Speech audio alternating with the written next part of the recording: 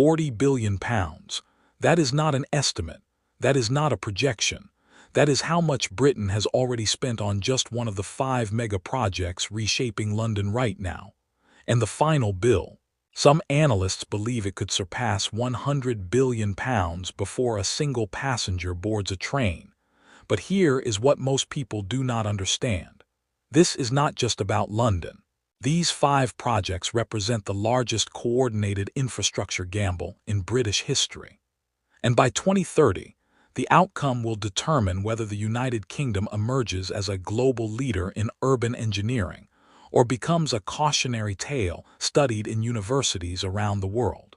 5 projects, 1 capital city, and a deadline that is running out faster than anyone wants to admit.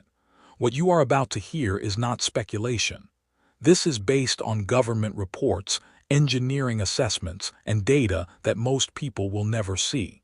By the end of this video, you will understand exactly what is at stake and why the next 5 years will determine London's place in the world for the next century. Let us begin with the most controversial infrastructure project Britain has ever attempted. High Speed 2 was supposed to be the railway that would finally connect Britain to the 21st century. Japan launched its bullet train in 1964. France, Germany, Spain, and China followed. Britain is still trying to finish a line that was first proposed over 15 years ago. The original vision was ambitious. A high-speed network stretching from London through Birmingham to Manchester and Leeds. Trains running at 225 miles per hour. Journey time slashed. The economic gap between the prosperous South and the struggling North finally beginning to close. That vision is now a ghost. The legs to Manchester and Leeds, cancelled. The connection to the existing network north of Birmingham, deferred indefinitely. What remains is a single line from London to Birmingham, 140 miles. And even that reduced scope has descended into what government officials now openly call an appalling mess. In June 2025, Transport Secretary Heidi Alexander stood before Parliament and delivered a verdict that stunned the nation. The 2033 completion date, impossible, the budget, uncontrollable, the management, a casebook example of how not to run a major project. The numbers tell a devastating story. When HS2 was first conceived, the estimated cost was £33 billion. By 2023, that figure had more than doubled. Today, internal government assessments suggest the true cost could exceed £100 billion when adjusted for inflation. How did this happen? The government's own review is damning. Designs were still immature when construction began. Contracts were signed without sufficient oversight. Ground conditions proved more challenging than predicted. Environmental and planning compliance costs spiraled, and the supply chain was insufficiently incentivized to control costs. The result? As of July 2025, £40 billion had already been spent. 70% of the tunnels have been bored. But here is the truly shocking figure. Only 60% of the civil engineering work is complete, despite being 5 years into major construction. According to HS2's chief executive, by this point, the construction of the civil engineering should have been largely completed. But amid this chaos, something remarkable is actually happening in West London. Old Oak Common Station is rising from the ground, and it may be the most significant new railway station Britain has built in over a century. Picture this: an underground station box stretching 850 meters in length. That is longer than 8 football pitches laid end to end. Foundations built from 76,000 cubic meters of concrete and 17,000 tons of reinforced steel. A base slab covering 45,000 square meters, nearly 2 meters thick at its deepest point. In May 2025, engineers installed the first passenger platforms for Britain's new high-speed railway. 6 underground platforms, each long enough to accommodate 400-meter trains. Above them, 8 more platforms will eventually connect to the Great Western Main Line, the Elizabeth Line, and the Heathrow Express. The construction process itself is a feat of engineering. Nearly 2,000 precast concrete slabs, each measuring up to 4 meters by 2 meters, are being manufactured at a factory in Worksop, Nottinghamshire. They are transported to the site and lifted into place on top of 1.59-meter high poured concrete walls. All 6 platforms are being built simultaneously from both ends of the underground box. When complete, Old Oak Common will serve an estimated 250,000 passengers every single day. It will be the largest new railway station built in Britain since the Victorian era, and the design is stunning. Curved roof forms that interlock, providing natural ventilation and reducing energy consumption. A 25,000 square meter atrium roof inspired by the site's industrial heritage. The longest escalators on the entire HS2 network, linking the concourse to platforms approximately 13 meters below. And this is where the story gets interesting. The area around Old Oak Common was, until recently, considered industrial wasteland, abandoned rail yards, contaminated land, the kind of forgotten corner that cities pretend does not exist. Now it is the centerpiece of one of Europe's largest urban regeneration projects. The Old Oak and Park Royal Development Corporation has earmarked over 100 acres for transformation. The plans call for 25,000 new homes and 65,000 jobs. Research published in 2025 estimates that HS2 will drive the creation of over 22,000 new homes, nearly 700,000 square meters of commercial space, and close to 19,000 jobs within walking distance of the station alone. If you are enjoying this deep dive into London's infrastructure transformation, do me a favor and subscribe to the channel. We are building something special here at Concrete Giant, and we are on the road to 10,000 subscribers. Your subscription helps us bring you more in-depth analysis of the mega projects shaping our world. Now, let us continue. The tunnel boring machines are being prepared for their final mission. 2 massive machines, each weighing over 1,250 tons, are being readied at Old Oak Common for the tunnel drive toward Euston. These are the last tunnel boring machines to be launched for Britain's new high-speed railway. But Euston itself remains the great unknown. The original Euston terminus design was supposed to feature 10 dedicated high-speed platforms and a concourse 3 times the size of the current station. That design was scrapped after costs spiraled past £7 billion for the station alone. In 2025, the government announced a fundamental reset. A new Euston delivery company will take over the project from HS2 Limited. A £300 million contract is being tendered for design and engineering partners.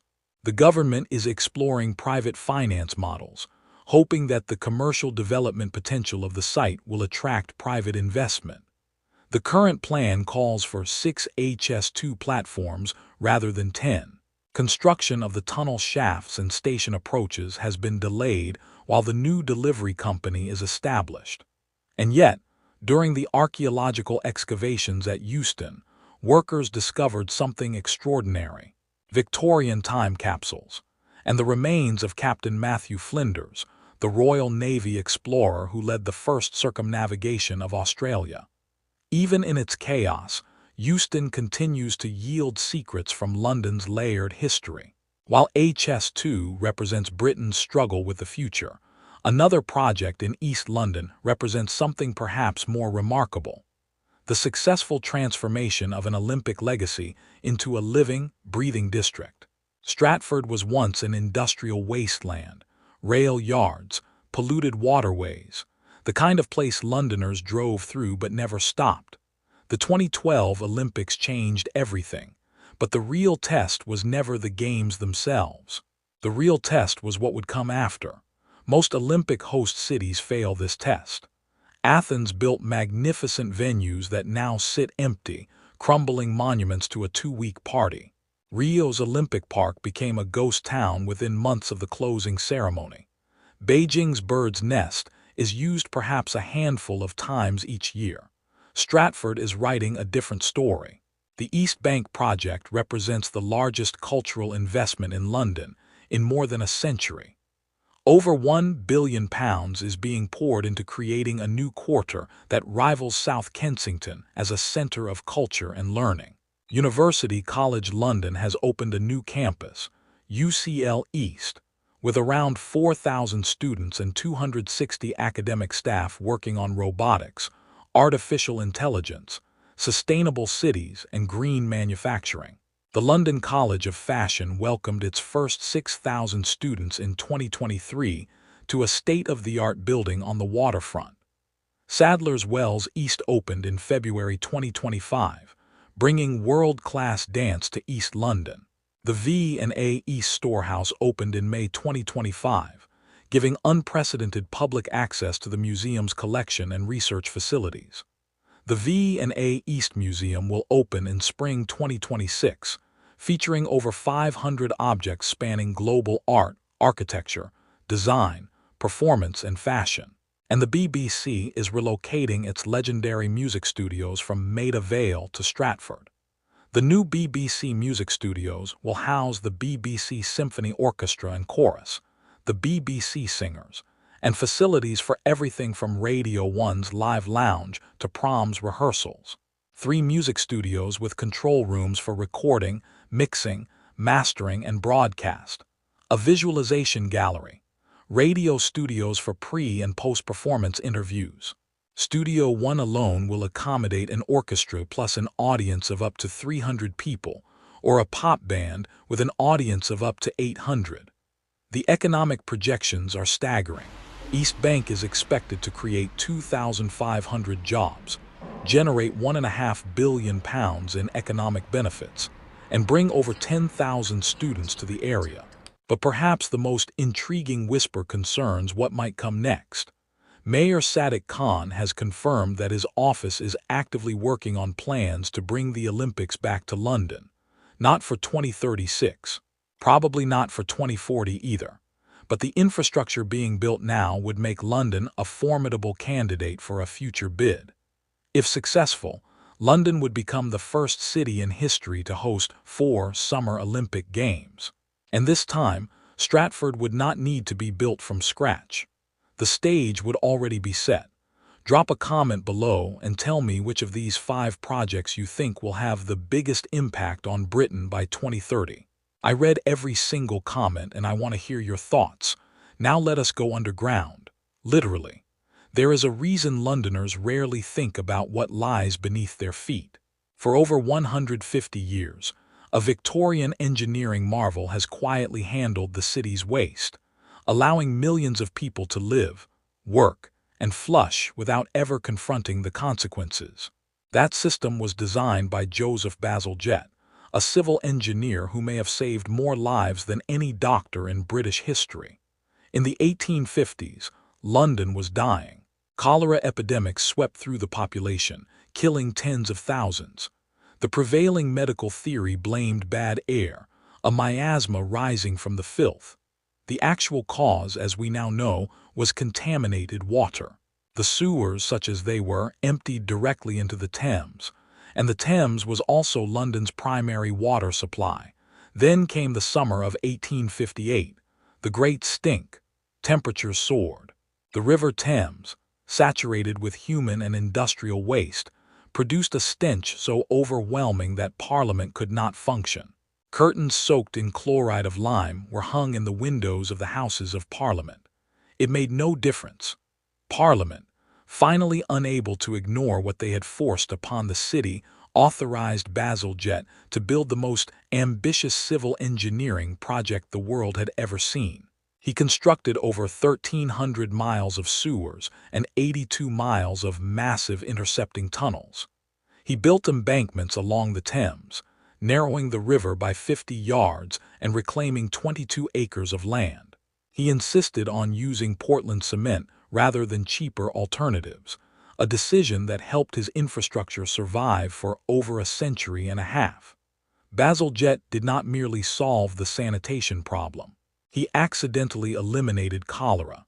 His theory about miasma was wrong, but his solution removed the bacteria from the water supply. By 1866, most of London was connected to his system. Cholera epidemics stopped. Typhoid and typhus declined dramatically. One man, through sheer engineering genius, transformed London from a death trap into a livable city.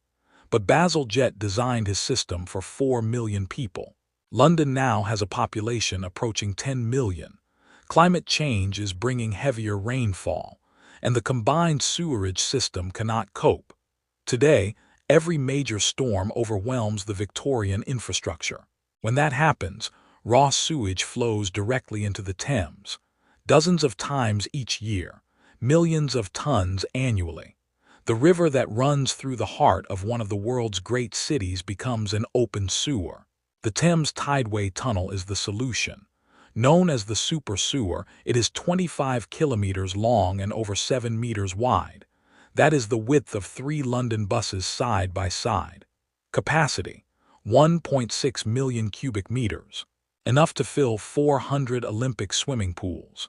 4 massive tunnel boring machines carved through London clay, dropping up to 67 meters below the city. That makes it the deepest continuous tunnel in Europe. The project required 24 construction sites spread from Acton in West London to Abbey Mills in the east. Shafts as wide as the dome of St. Paul's Cathedral were sunk into the ground to connect the new tunnel to the Victorian system. More than 90% of the excavated material was removed by barge rather than truck, keeping thousands of lorries off London's congested streets. The project created over 4,000 jobs and more than 100 apprenticeships.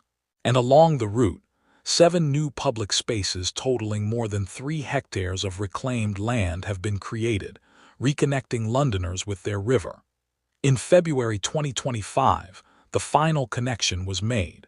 21 sites now link the original Victorian sewers to the new super sewer. And on May 7, 2025, King Charles III officially opened the Thames Tideway Tunnel. The results are already remarkable. In a single rainy 24-hour period in late 2024, the system captured 589,000 tons of storm sewage that would otherwise have poured into the Thames. During heavy rainfall in November 2024, the tunnel intercepted over 848,000 tons. When fully operational, the super sewer will reduce sewage discharges by 95%. The Thames will become one of the cleanest urban rivers in Europe, and London will have a sewerage system capable of serving the city for the next century. The project cost approximately £5 billion. It employed over 4,000 people and created more than 100 apprenticeships. And it will protect London's water, wildlife, and public health for generations to come. It may not make headlines like skyscrapers or high-speed trains, but for Londoners, this invisible infrastructure beneath their feet may prove to be the most important construction project of them all. There is one more transformation underway that deserves attention, and it involves a place that has defined London's skyline for over 3 decades. Canary Wharf was born from ambition and hubris. Built on the bones of the old West India docks, it rose in the 1980s as Margaret Thatcher's monument to financial deregulation. For decades, it was synonymous with banking. O projeto Juntos Educar, que premia todas as áreas da educação. British finance. But the world has changed. Remote work has emptied office buildings. Banks have consolidated. The traditional financial services model that built Canary Wharf is evolving, and the estate is evolving with it. The transformation is dramatic. Canary Wharf Group has embarked on a fundamental reimagining of the district. Where once there were only offices, there are now apartments, schools, parks, and laboratories. The Wood Wharf expansion is adding over 3,600 new homes, 9 acres of public spaces, a GP surgery, and a school. The vision is a true mixed-use district where people live, work, and play without ever leaving the estate. But the most striking development is the emergence of a life sciences cluster.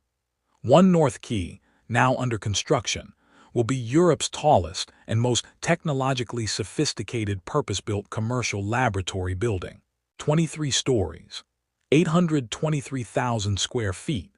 Designed by Kohn Pedersen Fox as a vertical science campus, it will house laboratories, manufacturing facilities, and office space for companies ranging from startups to multinational corporations.